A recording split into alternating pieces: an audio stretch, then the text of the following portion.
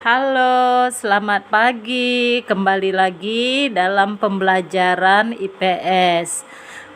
Kali ini kita akan membahas mengenai pasar bebas. Baik, simak baik-baik pembelajarannya ya.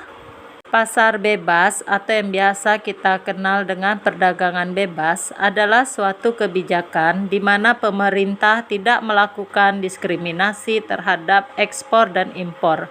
Adapun organisasi yang terkait dalam perdagangan bebas adalah MEA, adalah Masyarakat Ekonomi ASEAN, yang kedua adalah AFTA, ASEAN Free Trade Area, yang ketiga APEC, yaitu ASEAN Pacific Economic Cooperation. Yang keempat adalah MEE, adalah Masyarakat Ekonomi Eropa. Dan yang kelima adalah World Trade Organization atau yang disebut dengan WTO. Baik anak-anak ibu, marilah kita bahas satu persatu apa pengertian dari masing-masing organisasi tersebut. Masyarakat Ekonomi ASEAN atau MEA adalah bentuk integrasi ASEAN. Artinya semua negara-negara di ASEAN Tenggara menerapkan sistem perdagangan bebas. Lahirnya Masyarakat Ekonomi ASEAN dilahirkan dengan perjanjian KTT ASEAN yang diselenggarakan pada Januari di Malaysia, yang menghasilkan visi bersama yaitu ASEAN Vision 2020. Pada saat itu disepakati bahwa Masyarakat Ekonomi ASEAN akan diberlakukan pada tahun 2015 APEC atau ASEAN Pacific Economic Cooperation. Negara-negara di kawasan Asia Pasifik membentuk Forum Kerjasama Pasifik pada bulan November 1989 di Canberra, Australia. Berdirinya APEC dilatar belakangi oleh beberapa faktor. Yang pertama, perubahan politik dunia seperti munculnya berbagai kelompok perdagangan regional yang bersifat tertutup dan cenderung membedakan kedudukan negara-negara Asia Pasifik dalam bidang perdagangan dan investasi. Salah satu contoh organisasi tersebut yaitu NAFTA atau North American Free Trade Area. Yang kedua, adanya dinamika proses globalisasi. Dinamika ini berdampak luas dan terjadi secara global di seluruh belahan bumi, termasuk kawasan Asia Pasifik. Kondisi ini mendorong negara-negara di kawasan Asia Pasifik melakukan berbagai penyelesaian lewat perubahan struktur ekonominya. Adanya perubahan tersebut menyebabkan ketergantungan antar negara di kawasan Asia Pasifik sehingga timbul kerjasama APEC. Ketiga, adanya kekhawatiran akan gagalnya perundingan putaran Uruguay. Kekhawatiran ini menimbulkan ketidakpastian atas masa depan perekonomian dunia sehingga terbentuknya APEC.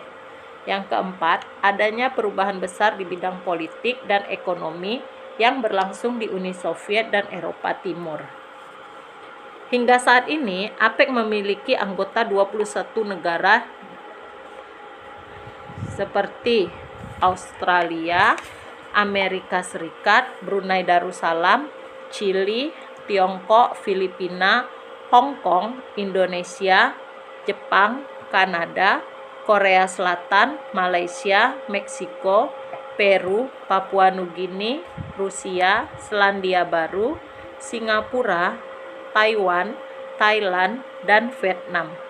Tujuan dibentuknya APEC yaitu 1. Menjalin kerjasama di bidang perdagangan, investasi, dan pariwisata. 2. Memperkuat perdagangan antar negara di Asia Pasifik dan negara lain. 3. Mengurangi hambatan perdagangan antar negara. 4. Meningkatkan daya saing sumber daya manusia. Yang kedua yaitu AFTA atau ASEAN Free Trade Area. ASEAN Free Trade Area atau yang disingkat dengan AFTA merupakan kawasan perdagangan bebas di kawasan Asia Tenggara sekaligus tempat produksi kompetitif. AFTA disepakati pada 28 Januari 1992 saat berlangsungnya KTT yang keempat ASEAN di Singapura. Kemudian AFTA ditunjukkan untuk meningkatkan sistem ekonomi di negara ASEAN. Adapun beberapa faktor yang melatar belakangi terbentuknya AFTA yaitu: 1.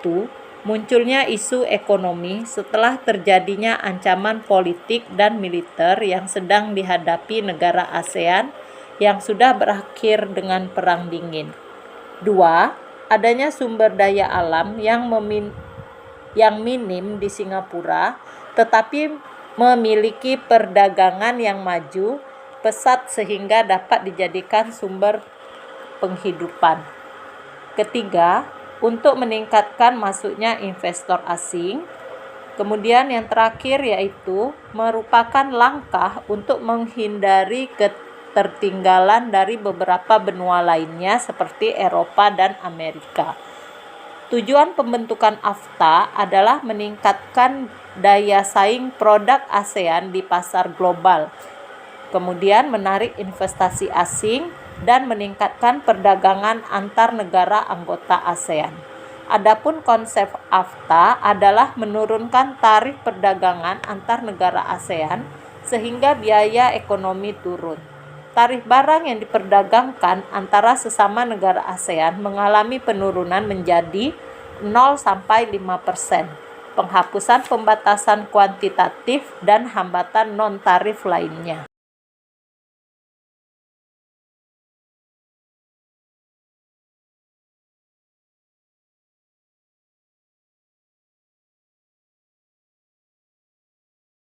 Berikutnya, dampak perdagangan bebas. Pada era globalisasi, perdagangan bebas tidak dapat dihindari. Adanya perdagangan bebas memberikan dampak positif dan negatif. Dampak positif perdagangan bebas sebagai berikut. 1. Mendorong pengusaha lebih maju, karena pengusaha harus bersaing dalam perdagangan regional maupun internasional. 2. Memperluas penciptaan kesempatan kerja yang dapat meningkatkan pendapatan dan kesejahteraan masyarakat. 3. Meningkatkan kegiatan ekonomi melalui investasi langsung, usaha patungan dan kredit. 4. Meningkatkan penerimaan devisa negara melalui peningkatan perdagangan internasional. 5. Membuka peluang baru berupa persebaran pasar berskala lebih luas. Kemudian memudahkan memperoleh barang berkualitas dengan harga murah. Adapun dampak negatif dari perdagangan bebas yaitu: 1. Persaingan terjadi tidak seimbang antar negara maju dan negara berkembang. Hal ini dapat menghambat perkembangan ekonomi nasional. 2. Akibat persaingan yang tidak seimbang, negara berkembang makin tertinggal dan tergantung pada negara-negara maju. 3. Masuknya teknologi canggih yang sebetulnya belum dibutuhkan negara berkembang. 4. Masuknya tenaga kerja asing yang menyebabkan tingginya persaingan tenaga kerja.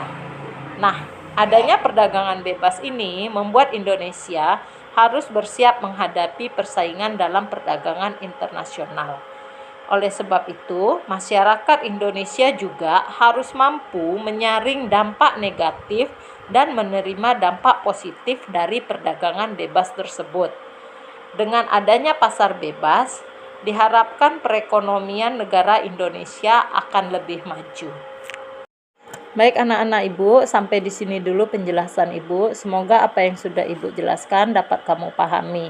Dan apabila masih ada yang kurang dimengerti, kamu bisa bertanya melalui WA group.